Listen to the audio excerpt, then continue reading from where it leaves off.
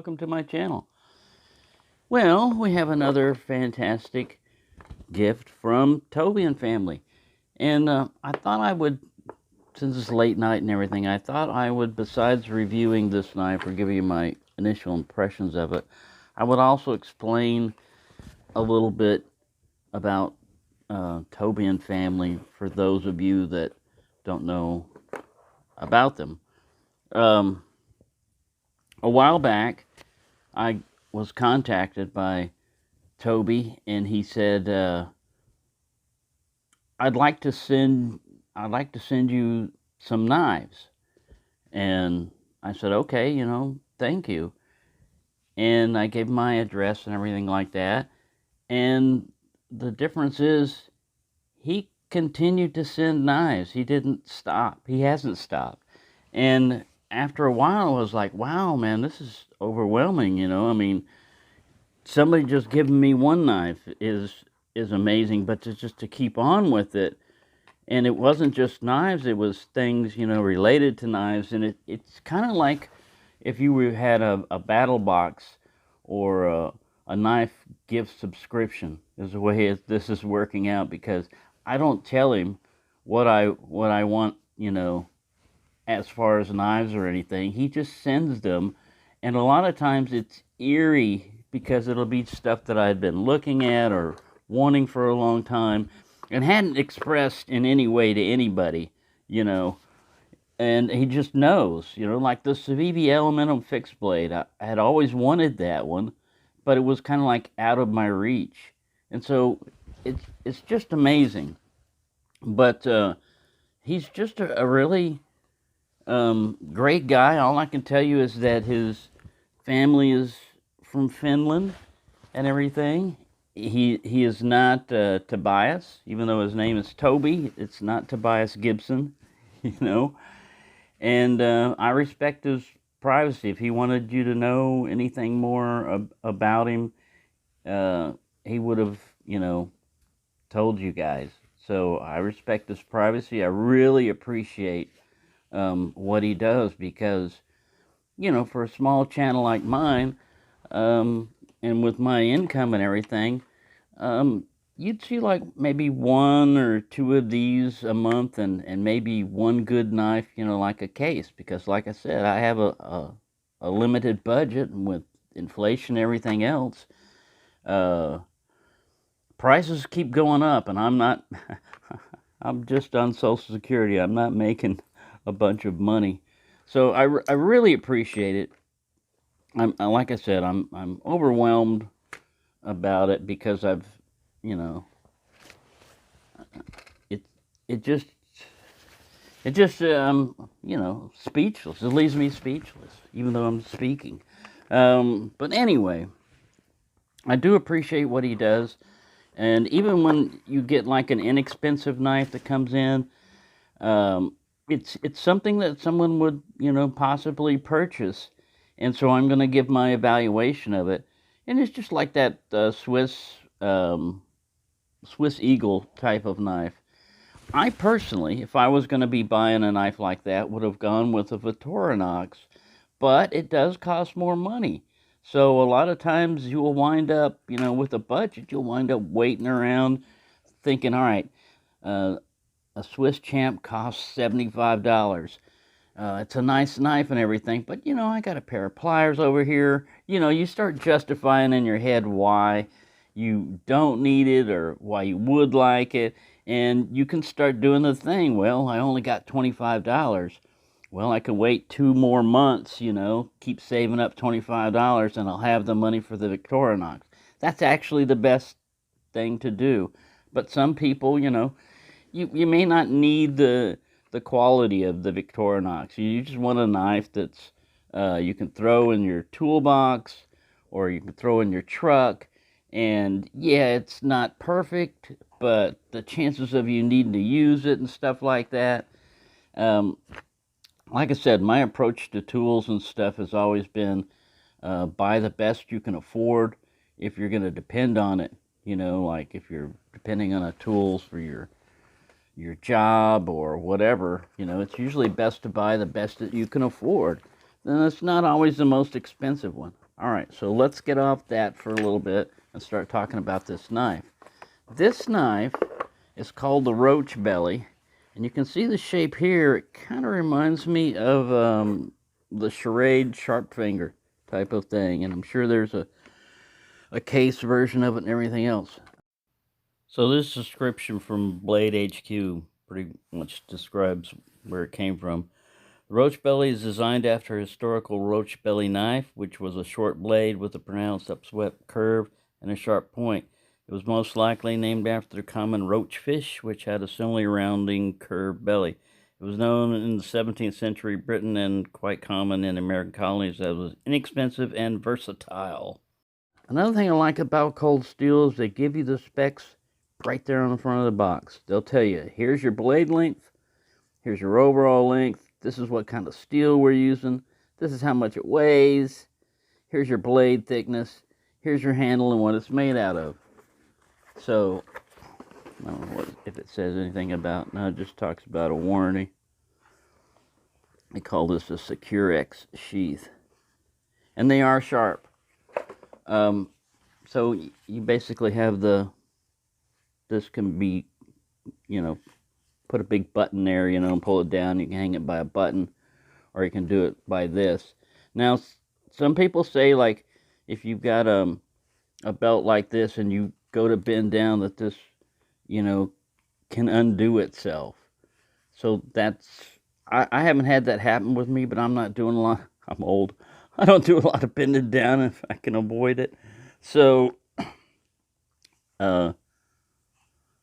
in my case, these are fairly secure on like a web belt, because this extra loop right here holds it fairly well. Even if this were to come up, this little lip tends to hold it. Another thing about Kydex is they tend to be noisy, kind of got that hollow sound, which is not, you don't think much about it, but if you ever get in a quiet environment like woods or something like that, or you're trying to hunt or sneak up on an animal or something like that, this is an unnatural sound. Whereas if it was in a leather sheath, it'd be pretty easy to make a leather sheath for this. It'd be different. It does have a drain hole in it, so if you get any water in there. And this steel is fairly well stainless, this 4116 type of steel. We have some jimping up here, which is actually jimping and not serrations. And it's beveled so that it doesn't feel, it's positive, but it doesn't really dig into your hand. It's got, looks like a picture of a flintlock back here. He's got his powder horn, and then you can see the flint kind of like mechanism. So it's got this like it almost looks like it's going to be a Scandi, but you've got a secondary bevel right here. It comes up to a nice point. Of course, you know what that means. I can't help it. We'll see what an advanced hobo armor attack would be. Let me get back right here. Oh, it does good. It just slid in without too much. There's some coffee still up in there. I love the smell of coffee, even if it's not cooked. Where did I put the lid? Oh, well, let's shut this down. So, yeah, let's just verify the dimensions just to make sure. So, yeah, you got about a 4 1/4 inch cutting edge. What did it say here? 4 1/2. Well, on it, if you want to see what your exact cutting edge is on a knife that's got a curve, just take a piece of string and cut it and lay it along the edge, and then pull it out and stretch it out. And it probably would equal to 4 1/2 inch cutting edge, but the knife, what they're talking about, the blade is the length. So 4 1/2 would probably be to right up here, because this is slanted. This has a plastic kind of feeling handle to it, but it has some texture to it. And yeah, I like the shape. I like the design. The length See how it does on some paper. Oh man, I haven't strapped this or anything all the way. The only time it stops cutting is when it gets to right here where there is no.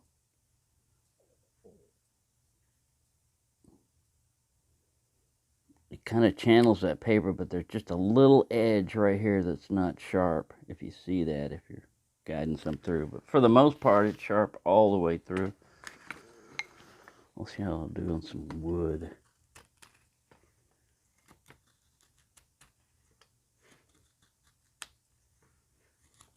Yeah, it digs right in there. It's not as easy to maintain the angle on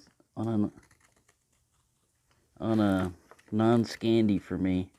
A Scandi, I know exactly where that edge is at. This one, you have to kind of maintain it, and the edge will turn more. You know, when you're on wood and it's a 0 degree, you set it there, and the whole bevel will help maintain your angle.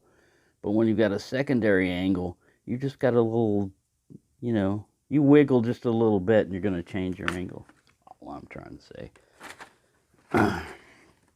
The spine is rounded a little bit. It doesn't feel like it would strike a ferro rod very well, but all you have to do is hit it with a file or a belt sander a little bit right here, and it would probably work fine. I'm not going to strike one because but yeah, I like the way the handle swells out a little bit.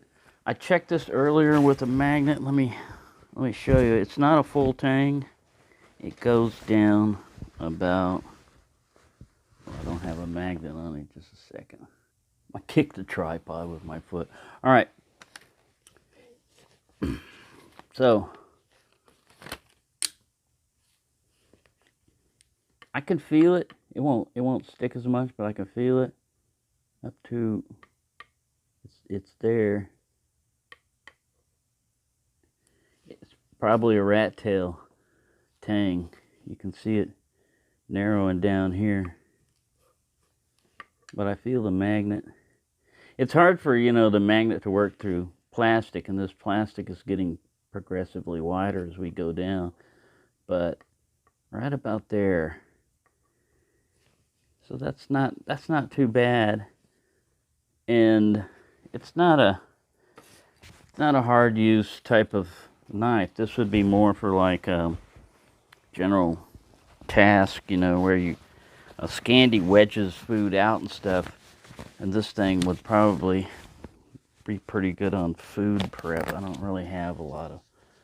Let me see if I can find a potato, an old potato. You could do food prep with the Scandi.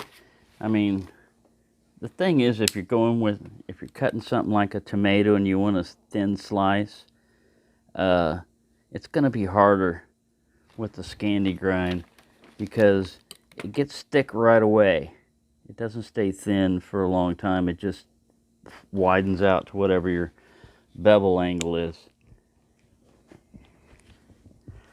All right, put you up. That was the Finn Wolf. The Finn Wolf had to make an appearance. All right, so, and this is an old potato. It's like soft and mushy. But yeah, I remember we used to be, when we peeled potatoes and stuff, chickens loved this, man.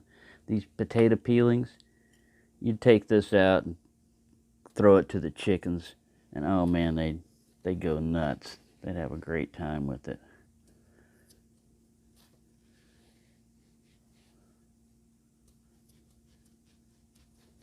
Cut that eye out. I'm going to cut your eye out. No, no. Said Mr. Potato Head.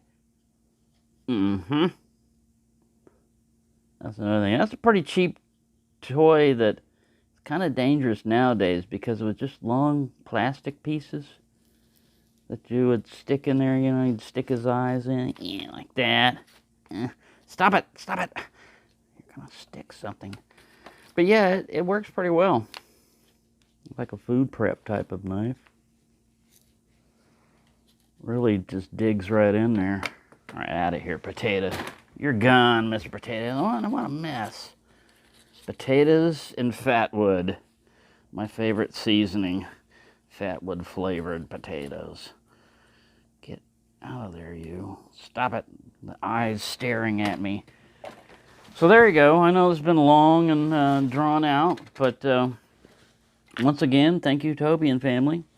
He has 6 kids, and most of his family has been, I think all of his family has been brought over back from Finland. So now he's got one big happy family over here. So I want to say, welcome to America to all his new relatives that, not new to him, but all his relatives that are new to America. And yeah, we're happy to have you here. So there you go.